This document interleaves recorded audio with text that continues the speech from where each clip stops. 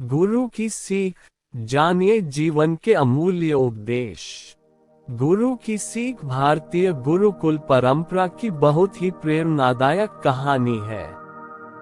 एक आश्रम में एक सिद्ध गुरु अपने सैकड़ों शिष्यों के साथ रहते थे। उन्हीं में से उनके कुछ पुराने शिष्य वही शिक्षक थे और बाकी सब अभी शिक्षा प्राप्त कर रहे थे। उनका एक शिष्य कर्मदास, जो कि अभी उनके आश्रम में छात्र ही था, वह बहुत अधिक बोलता था। सदैव स्वयं को दूसरों से बहुत श्रेष्ठ समझता और दूसरों की बात काट उन्हें नीचा दिखाता था। शांत एकाग्र होकर आश्रम में ज्ञान प्राप्त करने के बजाय स्वयं को ज्ञानी दिखाने का दंभ भरता था।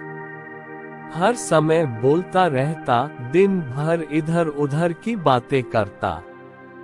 भिक्षाटन के लिए भी जाता तो हर घर से एक नई कहानी लेकर आता और आश्रम के दूसरे शिष्यों को सुनाता।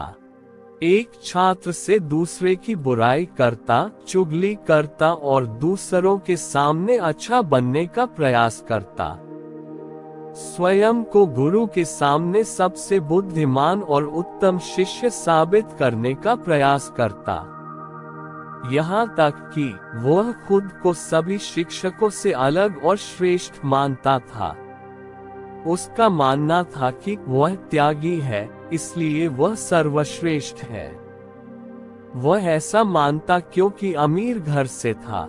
फिर भी आरामदायक और सुविधाओं से भरा जीवन छोड़कर सत्य की खोज में निकल पड़ा था। पर कहते हैं ना, किसी में कितनी भी बुराई हो, कोई ना कोई अच्छाई अवश्य होती है। कर्मदास में भी मेहनत करने की क्षमता थी, वह बुद्धि से तेज था। बस अपनी क्षमताओं का उपयोग करना नहीं जानता था। महीने भर का संकल्प और गुरु की सीख। एक दिन गुरु ने आश्रम के सभी शिक्षकों को बुलाकर कहा, आप सभी को अगले 1 माह के लिए कोई ना कोई संकल्प लेना है। इससे आपकी संकल्प शक्ति मजबूत होगी और आप में अद्भुत शक्ति का संचार होगा। आप सभी अपने सामर्थ्य के अनुसार कोई सा भी संकल्प ले सकते हैं। 1 माह से पूर्व जिसका भी संकल्प टूट जाए वह अपनी दिनचर्या में वापस आ जाए। सभी शिक्षकों ने अपनी शक्ति के अनुसार छोटे बड़े संकल्प लिए और गुरु को अपने अपने संकल्प के बारे में बताकर वहां से चले गए। लेकिन कर्मदास को ये बात अच्छी नहीं लगी। उसका मानना था कि संकल्प का अवसर केवल शिक्षकों को क्यों मिला, विद्यार्थियों को भी मिलना चाहिए था। गुरु मुस्कुराते हुए बोले, तो ठीक है, जिन भी विद्यार्थियों को लगता है कि उनकी संकल्प शक्ति मजबूत है, वह भी 1 महीने के लिए संकल्प ले सकते हैं। कर्मदास स्वयं को सबसे अलग और बड़ा दिखाना चाहता था। उसने गुरुदेव से कहा, हे गुरुदेव, आप ही बताएं मुझे क्या संकल्प लेना चाहिए। तो गुरुदेव ने कहा, मेरे पास एक सुझाव है, तुम अपने शिक्षकों और मित्रों के पास जाओ और उनसे जाकर पूछो कि तुम्हें क्या संकल्प लेना चाहिए। क्या पता तुम्हें किसी ऐसे संकल्प के बारे में पता चल जाए जो तुम्हारे जीवन में कोई बहुत बड़ा परिवर्तन ले आए। कर्मदास का संकल्प और गुरु की सीख। गुरु की बात सुनकर वह अपने शिक्षकों और मित्रों से मिलकर वापस गुरु के पास आया और बोला, गुरुदेव, यहाँ कोई मेरा भला चाहता ही नहीं। ये लोग कहते हैं मौन रहने का संकल्प ले लो। गुरु ने पूछा, सबने यही कहा? तब कर्मदास ने हामी भरते हुए कहा, जी, लगभग सब ने यही कहा। गुरु ने पूछा, पुत्र कर्मदास, क्या तुम ये कर पाओगे? कर्मदास ने कहा, जी, इसमें कौन सी बड़ी बात है, ये तो मैं आराम से कर लूंगा, मैं इसी का संकल्प ले लेता हूँ आपके सामने गुरुदेव कि अब मैं आने वाले 1 महीने तक मौन रहूंगा। गुरुदेव ने उसे संकल्प पर अटल रहने का आशीर्वाद दिया और अपनी कुटिया की ओर चले गए। बाकी किसी छात्र ने संकल्प नहीं लिया। कर्मदास प्रफुल्लित हुआ जा रहा था कि अरे वाह, शिक्षकों के साथ केवल मैंने संकल्प लिया है, बाकी विद्यार्थियों से तो श्रेष्ठ हूँ मैं। मेरा संकल्प तो पूरा भी हो जाएगा, देखते हैं कौन कौन से शिक्षक पूरा कर पाते हैं। ये सोचता हुआ वह भी विद्यार्थियों की कुटिया की ओर चला गया। गुरु की सीख के लिए संकल्प और परेशानी। पहले तो उसे चुप रहना बहुत आसान लग रहा था, फिर उसने एक दिन जैसे तैसे चुप रहकर काट लिया। लेकिन दूसरे दिन से उसके मन में ना बोलने का बोझ बढ़ने लगा। तीसरे दिन उसे भारीपन महसूस होने लगा और चौथे दिन उसके अंदर एक अजीब सी बेचैनी होने लगी, क्योंकि आश्रम में सभी एक दूसरे से बात कर रहे थे। वह भी अपना पक्ष उनके सामने रखना चाहता था, उनकी बोलती बंद कर देना चाहता था, लेकिन उसका संकल्प उसके आगे आ रहा था। उसका सर फटा जा रहा था, उसका खाने पीने का मन नहीं कर रहा था, बस बोलना चाहता था। अपनी परेशानी का हल ढूंढने वह गुरु के पास पहुंचा।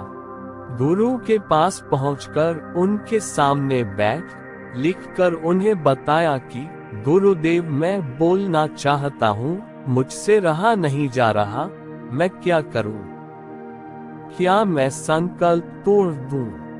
गुरु मुस्कुरा कर बोले, संकल्प तो तोड़ने के लिए ही होते हैं, तो तुम तोड़ सकते हो, परंतु जो अपने संकल्प को पूरा कर लेता है वही अपनी आंतरिक शक्ति और जागृति की राह पर आगे बढ़ जाता है। बाकी संकल्प तुम्हारा है, उसे रखना या तोड़ना तुम्हारे हाथ में है। संकल्प टूटने का डर और गुरु का मार्गदर्शन। काफी विचार करने के बाद कर्मदास ने अपने गुरु से कहा, मैं संकल्प तो नहीं तोड़ना चाहता, मैं इसे पूर्ण करूंगा। ये कहकर गुरुदेव को प्रणाम कर कर्मदास अपनी कुटिया में चला गया। अब उसने बिना जरूरत अपनी कुटिया से बाहर निकलना भी बंद कर दिया। उसके सहपाठी और शिक्षक भी हैरान थे कि कर्मदास का संकल्प इतना लंबा कैसे चल रहा है। अब कर्मदास बाहर तो जवाब नहीं देता, पर अब जितना ज्यादा मौन रहता उतना ही पुरानी बातें, यादें सब बहुत तीव्र वेग से उसके अंदर प्रकट हो रही थी। अब मौन और ज्यादा मुखर हो रहा था। कर्मदास ज्यादा बेचैन होने लगा था। उसने पुनः अपने गुरु से इसका हल जानना चाहा। पुनः अपने गुरु से लिखकर पूछा, मैं बाहर से जितना मौन हूँ, अंदर में उतना ही शोर है। क्या इसके बाद भी मेरा संकल्प जारी है, या मेरा संकल्प टूट चुका है? गुरु ने उत्तर दिया, तुम्हारा संकल्प अभी भी जारी है, लेकिन जब तक लोगों की आवाज तुम्हारे कानों में पड़ती रहेगी, तुम्हारा मन बोलता रहेगा, क्योंकि इसे तो आदत है बोलने की। तुम्हें इससे बाहर आने के लिए इन आवाजों से दूर जाना पड़ेगा। गुरु की ये सीख लेकर गुरु को प्रणाम कर कर्मदास कुटिया छोड़कर जंगल की तरफ चला गया। उसने सोचा, जब मेरा संकल्प का समय पूरा हो जाएगा तभी लौट कर आऊंगा। परंतु जब वह जंगल गया, तब उसने जाना कि वह अंदर से अशांत था, इसलिए बाहर से इतना शोर मचाता था। कर्मदास का वापस ना लौटना। जब पूरा महीना बीतने के बाद वह लौटकर आश्रम नहीं आया, तब उसके मित्रगण और शिक्षकों ने गुरुदेव से बात करने का मन बनाया। और उनसे जाकर कहा, हे गुरुदेव, 1 महीने से ज्यादा हो चुका है परंतु कर्मदास अभी तक लौटकर वापस नहीं आया। क्या हमें उसे ढूंढना चाहिए? क्या पता किसी जानवर ने उस पर हमला किया हो या उसकी तबीयत खराब हो। क्या पता वो रास्ता भटक गया हो। हमें उसके बारे में ज्यादा पता नहीं है, तो क्या हमें उसकी मदद के लिए जाना चाहिए? गुरु ने अपने शिष्यों से कहा, तुम सब भी तो यही चाहते थे कि वह चुप हो जाए। ये संकल्प तो तुम ही लोगों ने उसे सुझाया था, फिर अब तुम उसकी चिंता क्यों कर रहे हो? सब शर्मिंदा थे और उसी भाव से एक शिक्षक ने कहा, हमें क्या पता था हमारा ये सुझाव हमारे आश्रम के ही विद्यार्थी के लिए इतना हानिकारक हो जाएगा और वह आश्रम छोड़कर चला जाएगा और फिर कभी वापस लौटकर नहीं आएगा। गुरु ने मुस्कुराते हुए बोला, चिंता मत करो, वह आ जाएगा। कर्मदास का वापस लौटना। कुछ समय के बाद एक दिन कर्मदास आश्रम आया। उसके मित्रों ने उसे घेर लिया और उससे बातें करने लगे। यह क्या, कर्मदास तो सबसे घुल मिलकर प्रेम पूर्वक बातें कर रहा था। ना किसी का उपहास, ना किसी से आगे निकलने की होड़, ना किसी से बड़ा बनने की चाहत। उसे देखकर लग रहा था मानो वह बदल सा गया हो। अपने मित्रों से बात करके वह अपने शिक्षकगण के पास गया, उन्हें भी चरण स्पर्श प्रणाम कर उनके हालचाल पूछे और उनसे प्रेम पूर्वक बातें कर अपने गुरुदेव से मिलने चला गया। गुरुदेव से मिलना। गुरुदेव के सामने हाथ जोड़कर उसने कहा, हे गुरुदेव, मैं जंगल से वापस आ चुका हूँ और मुझे आपसे अपने संकल्प के बारे में बात करनी है। गुरुदेव ने कहा, हाँ ठीक है, परंतु अभी मेरा विश्राम करने का समय हो रहा है। विश्राम के बाद मैं तुमसे बात करता हूँ। ये कहकर गुरु अपने कुटिया में चले गए। कर्मदास भी विद्यार्थियों की कुटिया की तरफ चला गया। ये सब देख रहे एक शिक्षक ने गुरु से पूछा, हे गुरुदेव, अपराध क्षमा कीजिएगा, परंतु आपने कर्मदास से बात क्यों नहीं की? वह इतने महीनों बाद आया है, हमें उसकी इतनी चिंता थी और वह आपसे कुछ आवश्यक बातें करना चाहता था, फिर आपने उसकी बात टाल क्यों दी? गुरुदेव ने मुस्कुराते हुए कहा, यही तो उसकी परीक्षा है, क्या वह सच में मुझसे मिलने के लिए शांत रह पाएगा या फिर मेरे मना कर देने से उसके अंदर की अशांति फिर से जाग जाएगी। देखते हैं। ये बोलकर गुरु विश्राम करने लगे। गुरु से वार्तालाप और गुरु की सीख। कुछ समय पश्चात जब विश्राम करके जागे तब उन्होंने कर्मदास को बुलाया और पूछा, हाँ बताओ पुत्र, तुम क्या बताना चाहते थे? कर्मदास ने हाथ जोड़कर कहा, गुरुदेव, मुझे तो नहीं पता कि मेरा संकल्प पूरा हुआ या नहीं। इसी बारे में आपसे चर्चा करना चाहता था। जब मैं यहाँ से जंगल गया तब मेरे बाहर तो बहुत ही शांति हो गई, परंतु मेरे अंदर का शोर बढ़ता गया, जिससे मैं बहुत परेशान होने लगा और फिर मैं जोर जोर से चिल्लाने लगा, परंतु शोर कम नहीं हुआ। शोर को सुनना। कुछ समय बाद जब मैंने उस शोर को सुनना शुरू किया तब जाना कि जो शोर मैं बाहर मचाता था वह शोर मेरे अंदर रहता था। मेरे अंदर की कमियां, अज्ञानता और इनकी वजह से पनपी असुरक्षा की भावनाओं ने मुझे अशांत कर दिया था।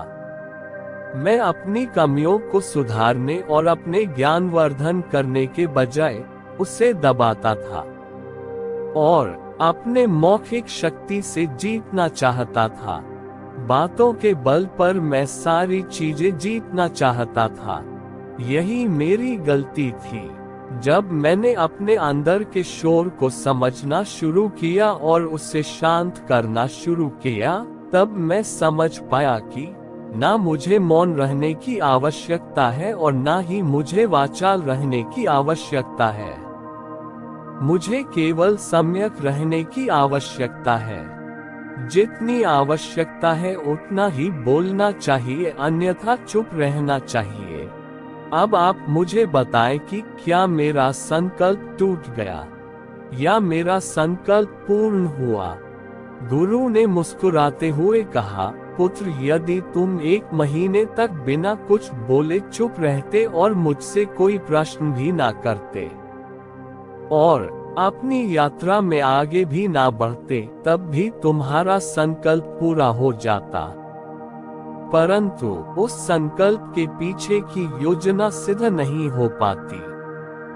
परंतु तुमने जंगल जाकर अपने लिए मार्ग भी स्वयं बनाया और उससे स्वयं सिद्ध किया।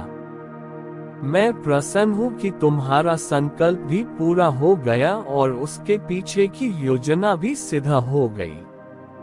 कर्मदास ये सुनकर आनंद से भर गया। उसके चेहरे की मंद मुस्कान सब व्यक्त कर रही थी। गुरु द्वारा गुरुकुल के सभी विद्यार्थियों और शिक्षकों से वार्ता। फिर गुरु ने कहा, अब मैं चाहता हूँ कि मैं इस आश्रम के सभी लोगों से बात करूँ, उन सबको बुला लाओ। कर्मदास जाकर सारे शिक्षकों और विद्यार्थियों को इकट्ठा कर लाया। उन सब ने गुरु को चरण स्पर्श प्रणाम किया और गुरु को सुनने, गुरु की सीख के लिए करबद्ध हो खड़े हो गए।